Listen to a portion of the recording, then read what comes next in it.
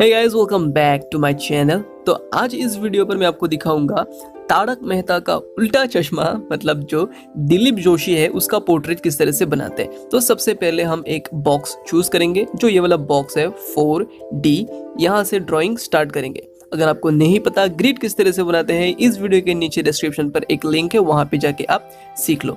उसके बाद यहाँ पर मैं आपको जिस तरह से दिखाऊं, बस मुझको फॉलो करके जाओ, आपको भी एक बेहतरीन पोर्ट्रेट मिल जाएगा। ड्राइंग शुरू करने से पहले अगर आपको वीडियो पसंद आया तो प्लीज लाइक करना, शेयर करना और कमेंट सेक्शन पे जाके बोलना वीडियो कैसा लग रहा है। और इसी तरह का वीडियो पाने के लिए जो मेरा चैनल है उसको प्लीज सब्सक्राइब कर दीजिएगा। तो वीडियो को आप अच्छे से देखो और बस फॉलो करके जाओ। मैं जिस तरह से यहाँ पर करूंगा, बस मुझको अच्छे से देखो, ऑब्जर्व करो वीडियो को, उसके बाद आप बना लेना।